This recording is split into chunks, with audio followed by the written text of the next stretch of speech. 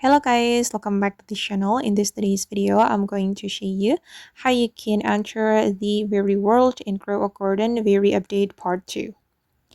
Okay, let's get into it guys. If you want to enter the Fairy world, you need to find the Fairy ring first, and it can be somewhere here. And for your information, the Fairy ring appear every hour, 30 minutes after the Fairy event. Okay, and this is the Fairy ring, and you can click on enter Fairy world, and this is how the Fairy world looks like. And here you can find the NPCs. You can submit your jar to the NPC and you will unlock new items from here.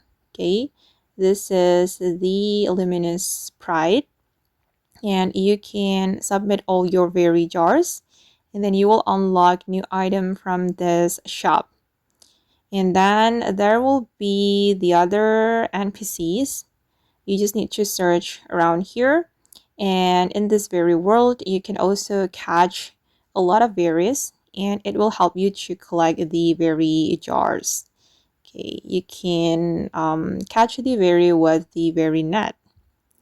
And okay guys, that's all the way to enter the Fairy world and Grow a Garden Fairy Update Part 2.